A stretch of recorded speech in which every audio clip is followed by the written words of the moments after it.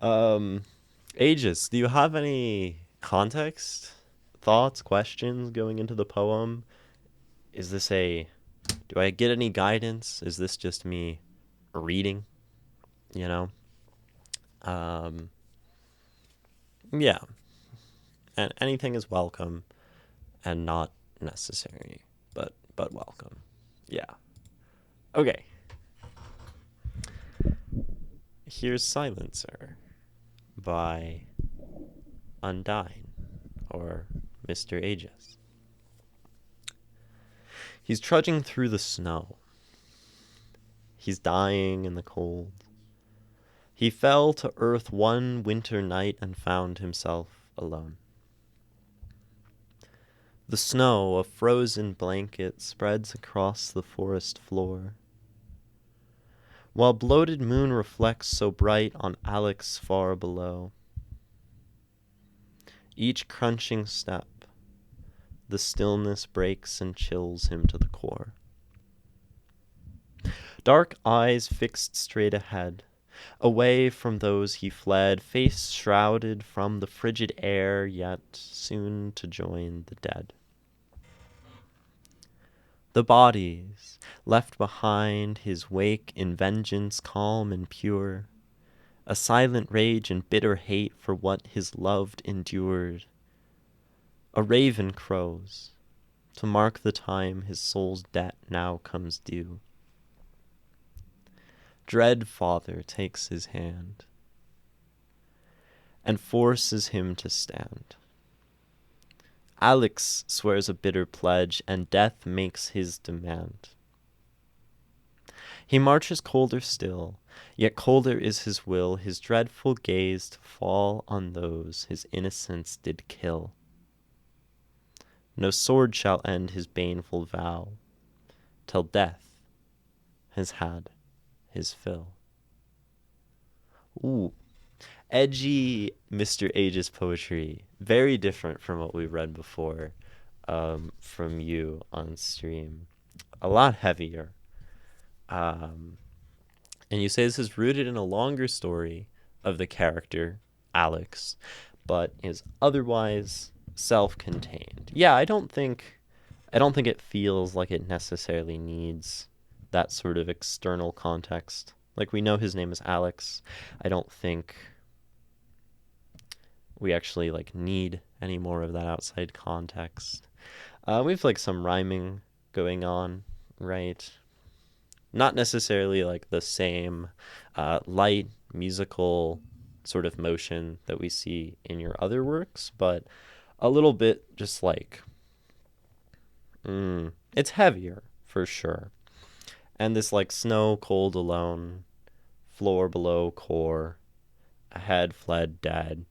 Each stanza feels sort of contained and then like kind of just like separated, punctuated by the rhyme scheme, I guess. And it has a much different motion to it.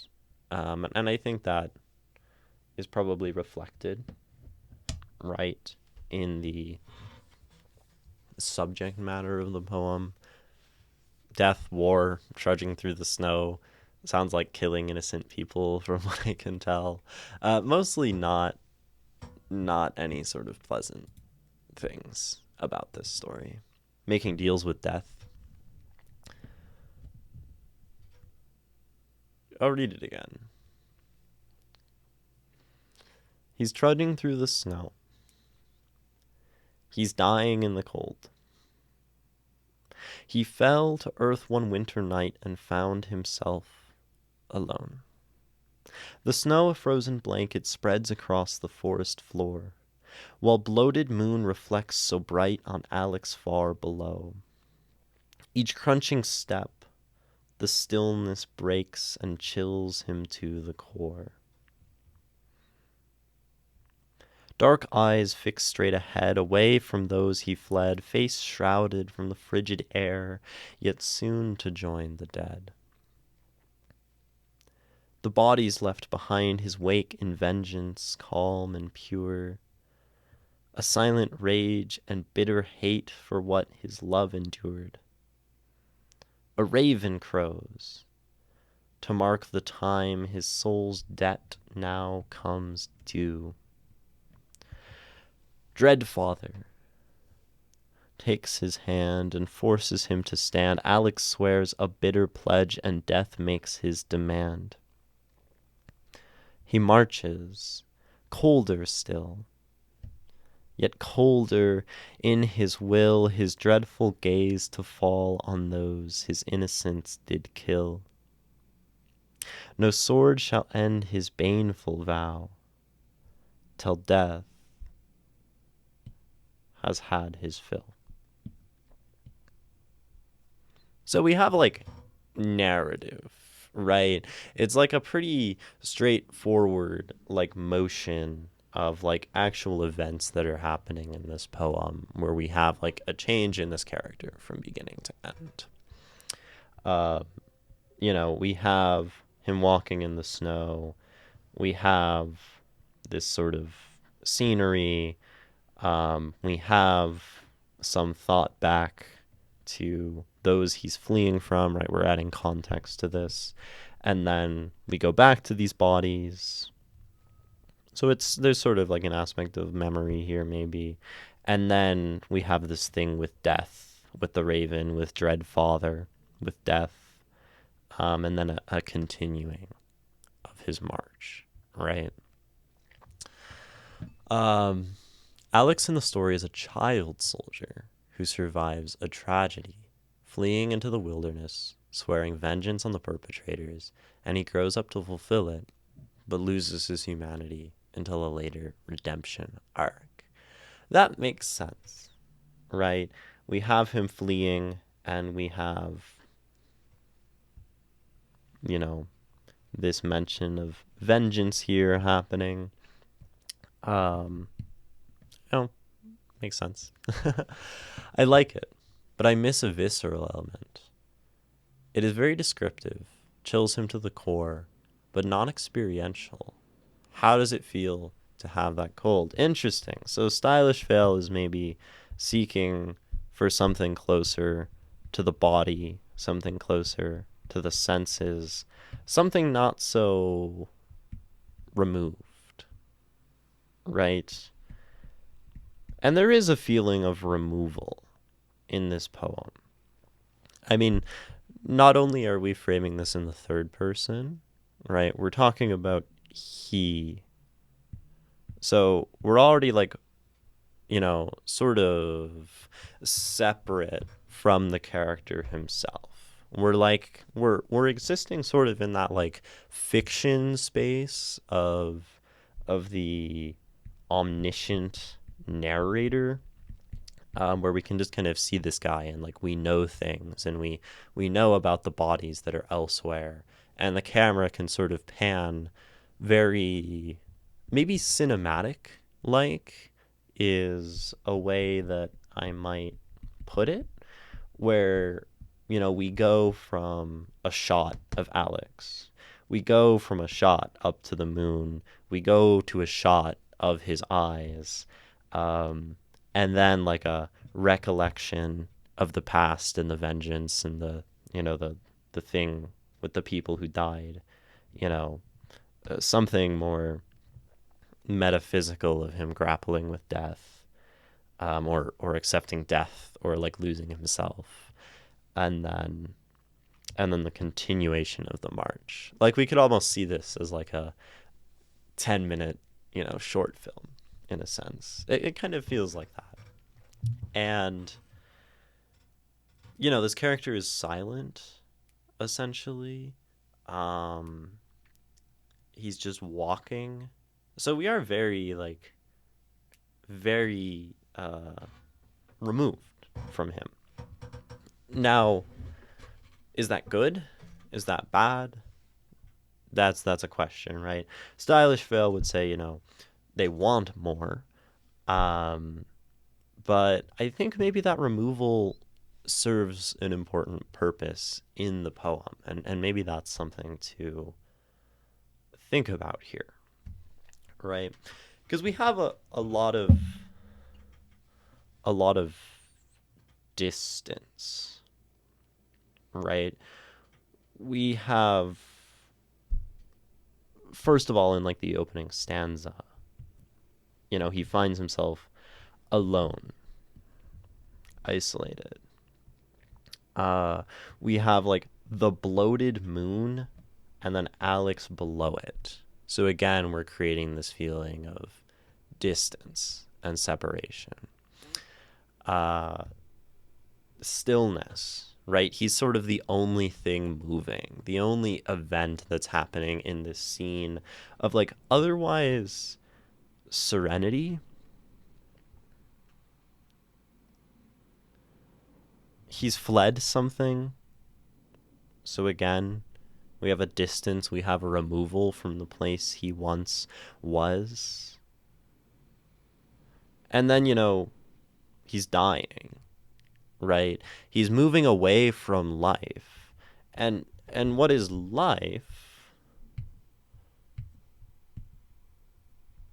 if not the visceral?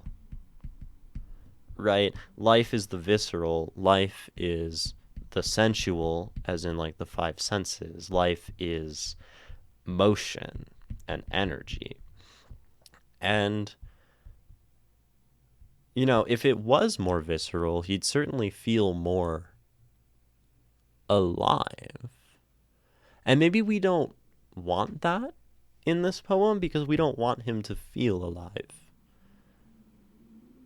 And I think maybe as a reader, we maybe feel some sympathy for this man marching in the snow. We feel some sympathy for this guy who's like struggling and is in this like very hostile situation. But, maybe it's better that he's not presented in a way that makes that easy. Right? Him being very empty makes it difficult for us to empathize. Bodies left behind in his wake and vengeance calm and pure, a silent rage and bitter hate for what his love endured. And these things, love, like, right, these are past tense. Love has sort of been replaced with rage, but even the rage is silent. Right? Even vengeance is placed alongside calmness and pureness. And in that sense, we're really creating like this sort of dichotomy of things, where on one side we have the cold, the death, and then on the other we have this feeling of life. And these things are being sort of fundamentally juxtaposed in the poem. We can even talk about, the moon, the bloated moon above. Moon often as a symbol for life and motion and cyclicality. Right now is like the Lunar New Year, I think. We have, a bloated moon. Moon is even sometimes like fertility. And these things are all very life. The moon is even just like light in the darkness. And so we're putting this very alive thing very far away from Alex, right? It's not close to him. And that is very much an example of this sort of juxtaposing. Do you read short essays too? I see it as an option in the Discord. If they're short, and the one thing to note is that it's much more difficult for me to go into depth in this way with an essay and to give the same amount of feedback. It's also very difficult for me to just like format it in a way where I can write on it that's like functional for stream. So I think I do a worse job of giving good, helpful thoughts on prose. Although you are still welcome to submit it. It's just not my specialty, I guess. I'm a poet. more than anything.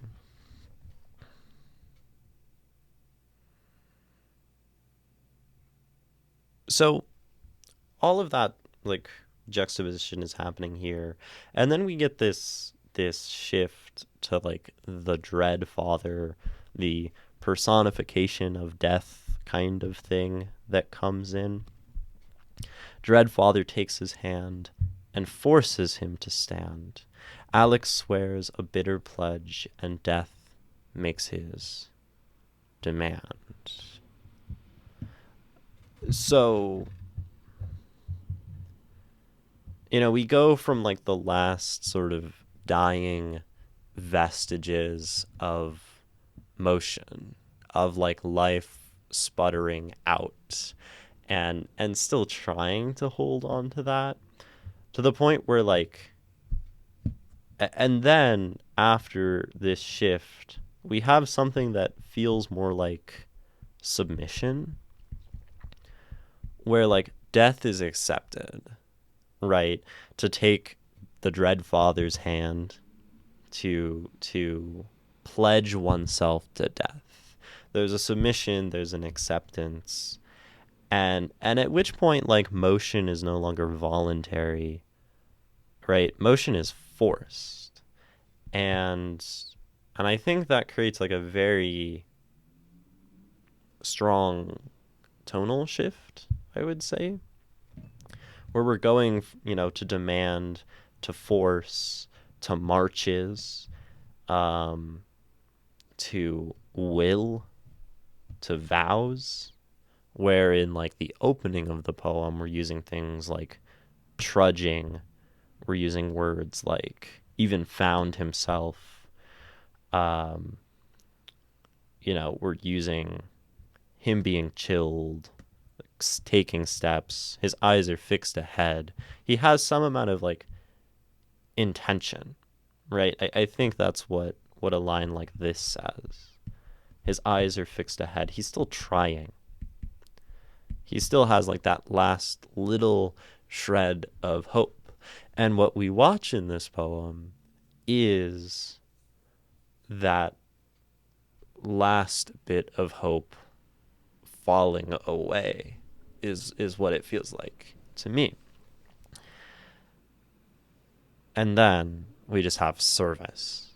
We just have obligation. We have duty.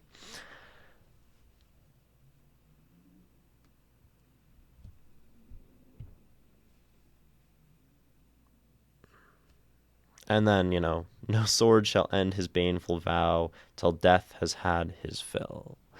And I think this makes sense, right? No sword shall end his baneful vow. He cannot die now, right? He's sort of like accepted death. He's gone beyond death, and now he has become like invulnerable in this way that feels very reminiscent to like the idea of like absurdism even. I don't want to like wrench it too far in the philosophic direction, but absurdism, uh to say that like, absurdism comes out of um existentialist thought and nihilism. um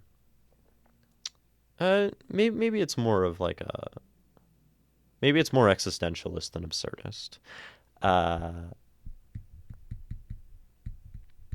I cannot spell.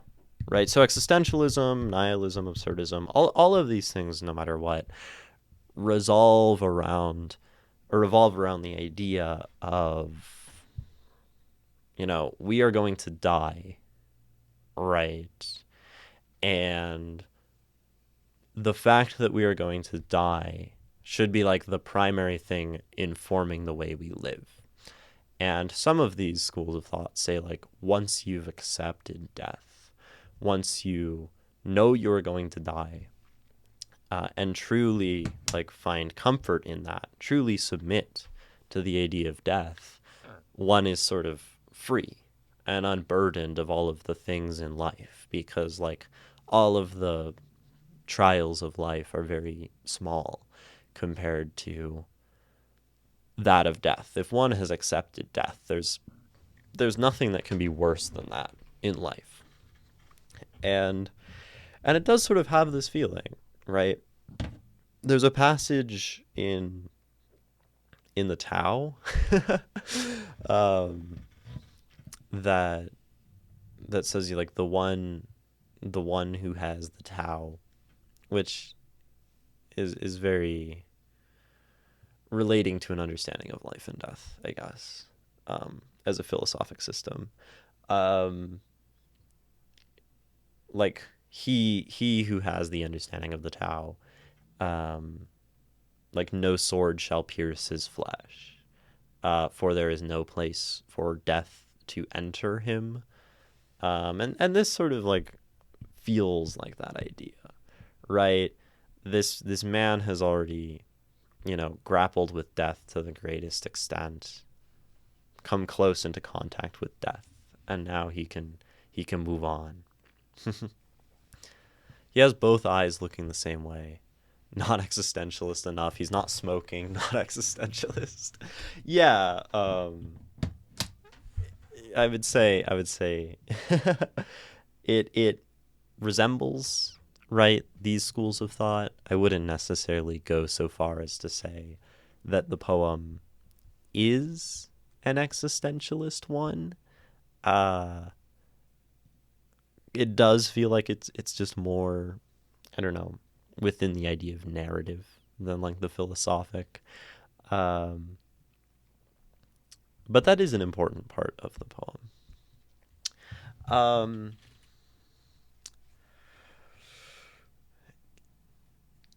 yeah.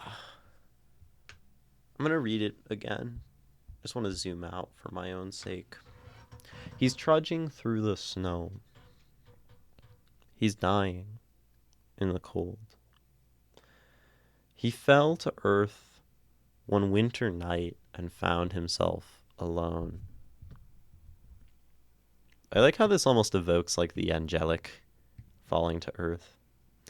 The snow, a frozen blanket, spreads across the forest floor, while bloated moon reflects so bright on Alex far below.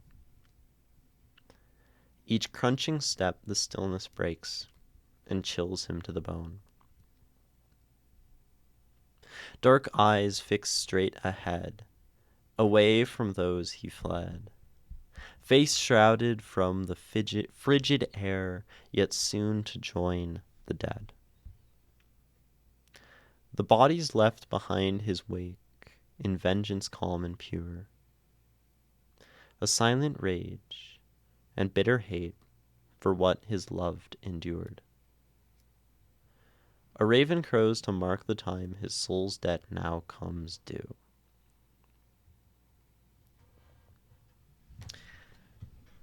I like this raven crowing. Like I really enjoy this detail. I underlined it after like the second read through or something. Um I think this stanza here is like particularly fascinating to me, not just because the language sort of changes, but also because some of the actual subject of it, right? Like the bodies left behind his wake in vengeance, calm and pure. We get this very mm, like it's slightly non-grammatic. Like there's a vagueness to this line, uh, writing vagueness. The bodies left behind his wake, in vengeance calm and pure, a silent rage and bitter hate for what his love endured. Like it's hard on first, second, maybe even third read to understand exactly like how these bodies are relating to vengeance and rage and all of this. Like this whole thing feels almost sort of fragment-y, right? And and I think from what I can tell, we are like remembering. I mean, based on uh your um your description, Undyne, right? Where he is sort of remembering. Um Oh, I totally like missed some chats. I was like locked in. There are some things in chat. He absolutely should have died out there. But his disconnection from the reality, his focus on anger, revenge, keeps him going. The question then is the Dreadfather real or metaphorical? Yeah. Did death intervene and make him an instrument, only permitting him to die himself when his task was complete, or did he more symbolically give himself over to hate and it brought him through? In either case, the cost to survive being his soul. Yeah. And I mean, maybe that brings us back to some of like the Nietzsche nihilist stuff where some people choose to keep living through death out of spite. Um, and in this case, maybe he grapples with death, and it is that vengeance, that spite, that fuels him to continue. Um, but I think this sort of stanza in the middle is very important to how we understand this poem. So we have the bodies left behind his wake in vengeance calm and pure, a silent rage and bitter hate for what his love endured. So, like, what this like, I don't know, like, what is this sentence actually saying? The bodies left behind his wake in vengeance calm and pure. So, his wake in vengeance calm and pure. Like, we have this sort of question of, like, is the vengeance calm and pure? Are the bodies calm and pure? Is the wake calm and pure? Is it the bodies left behind his wake, right? As like the separation in vengeance calm and pure?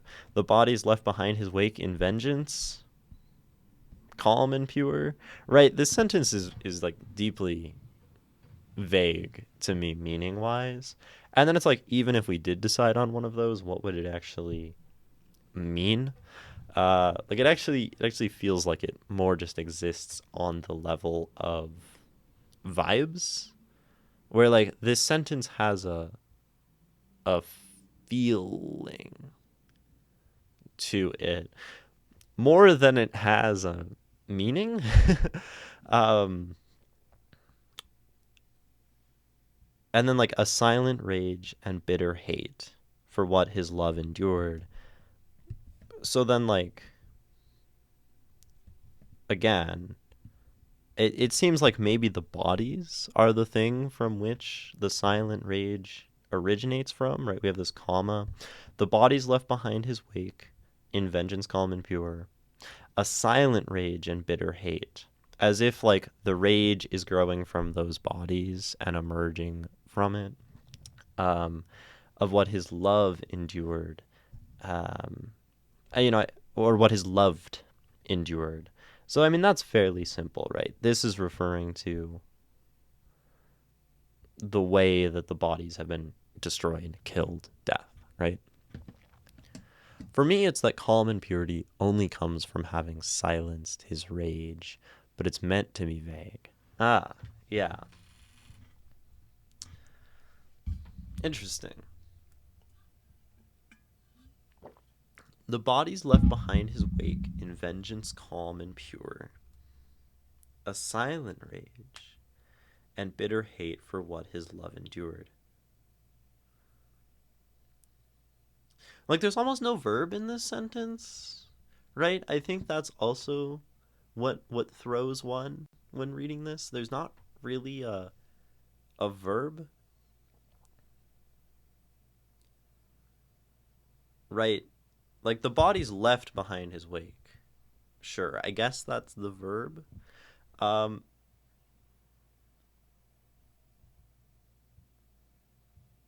the body is left behind his wake. So they did this thing. They left his wake.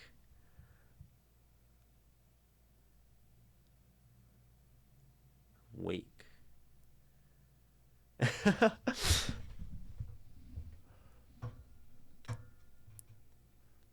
Which is really just like what he has left behind. Um, the one's wake is like the effects of their presence.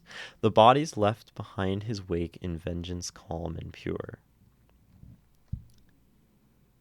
Yeah, I don't know. It's like it's super super vague, and I think that's cool because like we have this understanding of this moment. Like we know either way, right?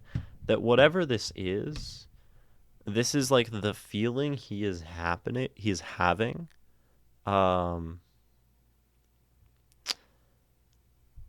right before he dies.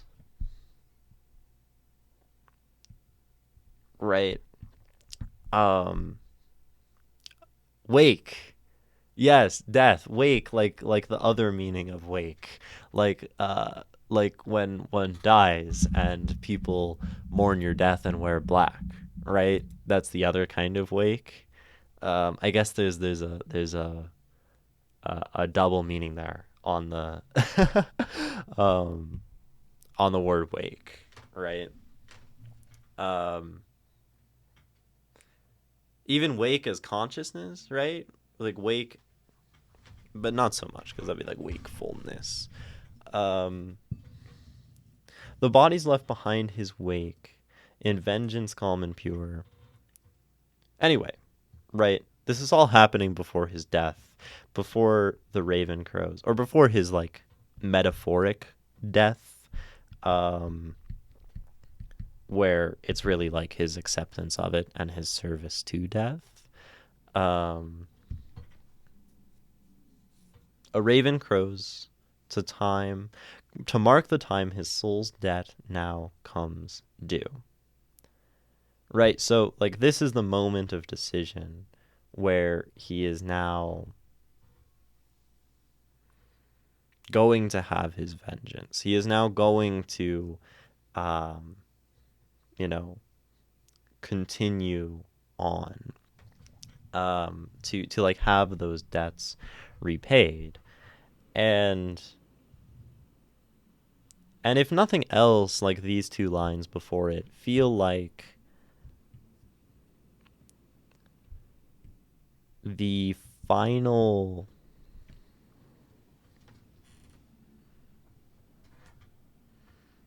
right, like that last moment of life, that last moment of something of humanity in him, where there is still vagueness and confusion. like like the confusion almost makes sense. Like, how can the vengeance be calm and pure? How can the rage be silent? um like, words. This is like very much troubling me, this stanza. I like it. um no, but it's like it still carries the dichotomy. It still carries the feeling of dying and moving away from life. It still carries like that distance and that like very human like difficulty in like navigating existence. It still has life in it, right? Even though there is so much death. And then at the raven crow, and right, we have ravens naturally as a symbol of death, as like scavengers and just being black and scary and Halloweeny.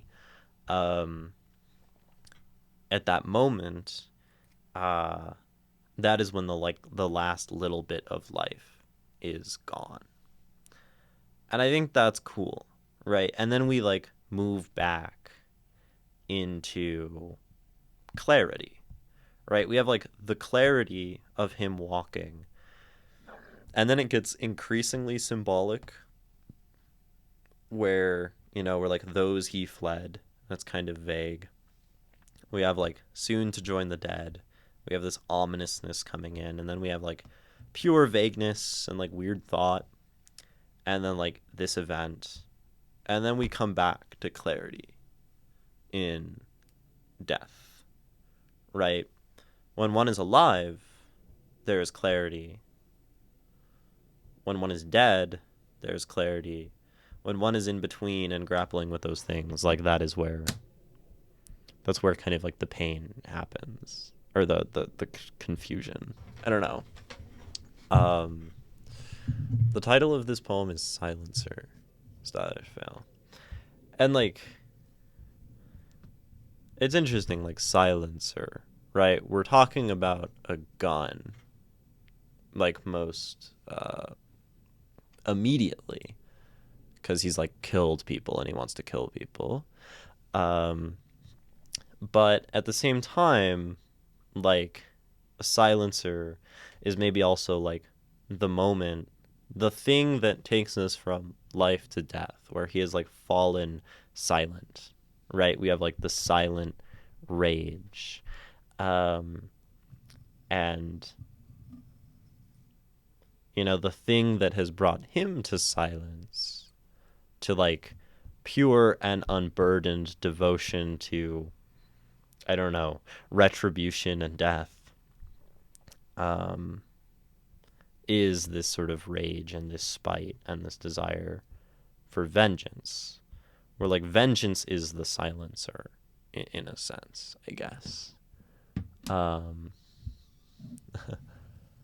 Silencer, which I took from Troa Barton's nickname in Gundam Wing, not the Elder Scrolls Dark Brotherhood rank. I have no idea what any of that is. I know what Elder Scrolls is, but I've never played it.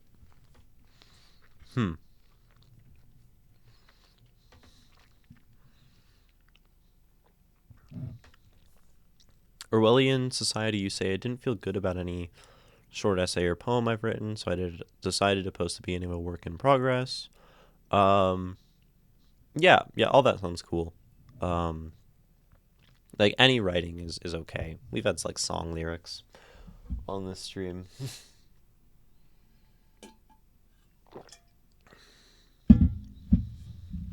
So yeah, I like that this poem attempts to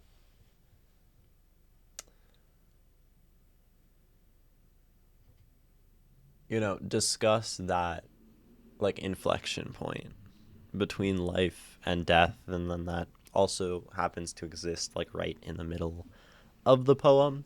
I think that's like a good structural choice. We have like the end of life and the start of life after death.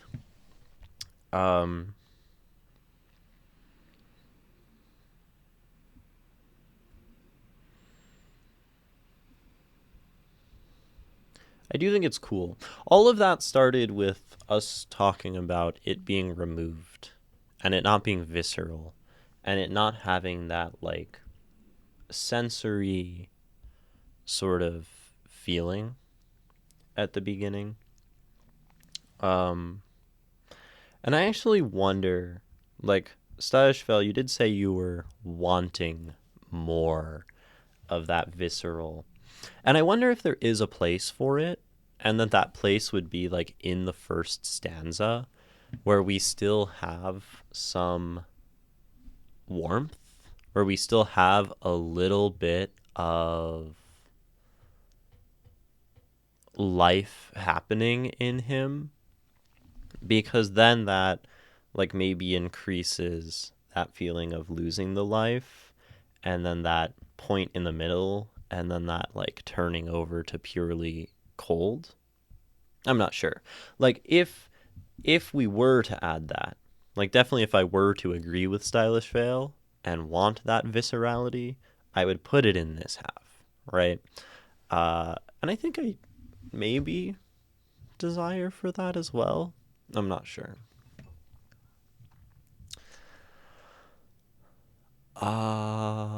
It's a great poem, by the way. I love the imagery. Yeah, it does have good imagery. The moon, the crow, or the raven. This sort of like pledge to death and fealty. I do like it. I think it may sound a bit too much like a song in the opening stanza, though. Too much like a song. He's trudging through the snow. He's dying in the cold. He fell to earth one winter night and found himself alone. I wonder if that's like the he, this sort of like anaphoric like repetition of the same beginning of the line, along with these sort of rhymes. But even so, like, we could say that this feels song like. And I think if that was the sentiment, right? Um he's trudging through the snow, he's dying in the dying. Yeah, you know, maybe. Um but even so, right? If we were to take this as song like, um I think that's actually a good thing, right? By the way that we've like interpreted this. Um because like the lyricalness, the songness of it does have a feeling of life. Where like the end of this does not feel like song. Um, he marches colder still, yet colder is his will. His dreadful gaze to fall upon those his innocence did kill. I feel like this is a reflection. I drew this line at the very start, where this is structurally the same as the opening, and I think it um, maybe feels less song like by the time we get to the end, and and in that sense we move from something alive to something less alive in this poem, which is what the poem it does structurally, right? Dark eyes fixed ahead, away from those he fled. He's shrouded from the frigid air, yet soon to join the dead. um, it does. It almost does. It almost works with jingle bells. Dark eyes fixed straight ahead. From those he fled. Away from those he fled. Face shrouded from the frigid air, yet soon to join the dead. Yeah. And I think, right, so these are all structurally the same. That's like a very good observation. Um, Orwellian, right? And um, I think, you know, they have the same structure and they have the same like feeling of sound, but then like we gradually change the imagery where we have like him falling to earth, almost a feeling of angelic. We have him trudging, so there is motion. And then we go to like dark eyes and something more fixed, something more still. He's close to death. He's slower. And then at the end, right, he's marching, but he's no longer like moving out of volition. His will is stilled. There's like a silent brutality to this. And and so in a sense throughout the poem we do sort of change the tune to this song, or we keep the tune but change the feeling. And I think that's kind of cool. I think it works in that capacity. Um, and shows the change in him, because when we repeat similar things, right? When we repeat the same structure, we are drawn to notice the other things about that change. Oh, the structure is the same here, but and maybe the sound is the same here, but the content of the words and the tone has shifted at that point in the poem.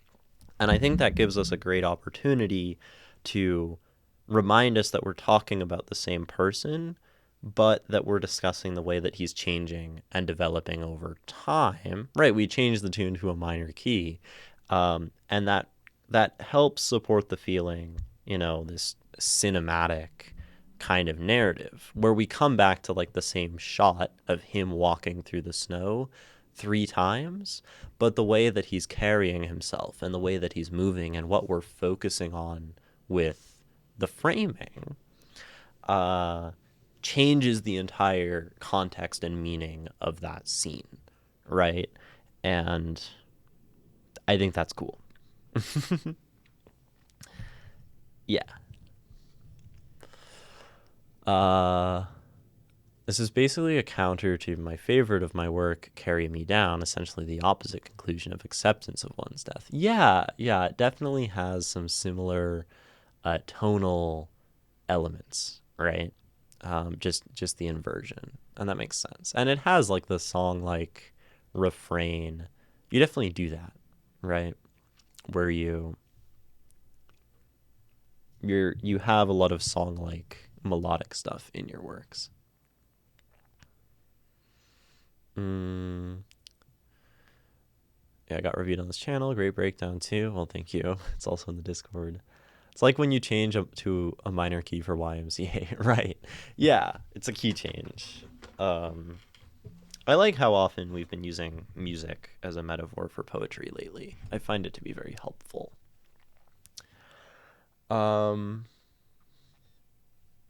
Any other questions on this poem? Any other things that we haven't talked about or want to dive into? I know this has been like a little brief on this one, but it's like a pretty concise poem.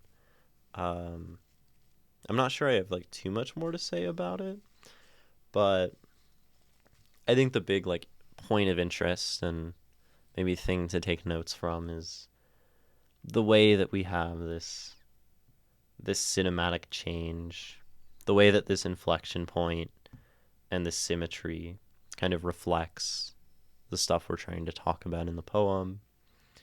The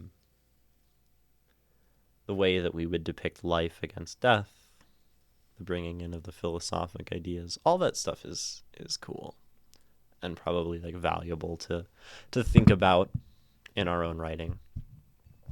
Fantastic stuff. Thank you. Then I guess I'll read it again, and then we will have a short break, and then come back for other things. Here's Silencer by Mr. Aegis. He's trudging through the snow. He's dying in the cold. He fell to earth one winter night and found himself alone. The snow, a frozen blanket, spreads across the forest floor, while bloated moon reflects so bright on Alex far below.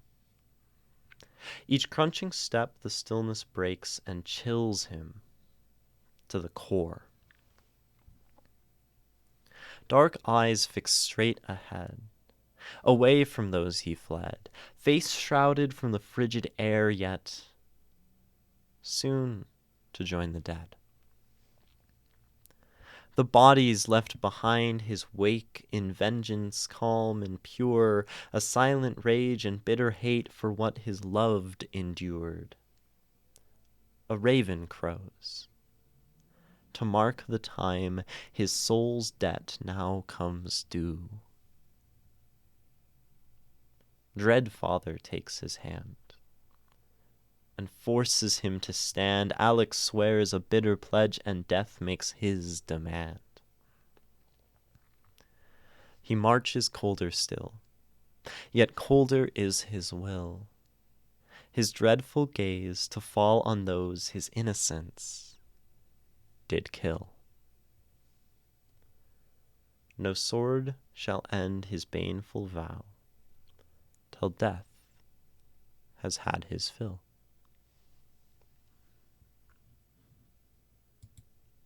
Silencer by Undyne by Mr. Aegis.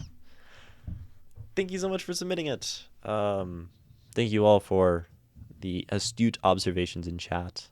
That is always appreciated. I love when y'all provide your own analysis. Adds interesting perspectives, gives direction, that kind of stuff. Thank you. Yeah. Thanks again for submitting. It's cool. It's Silencer.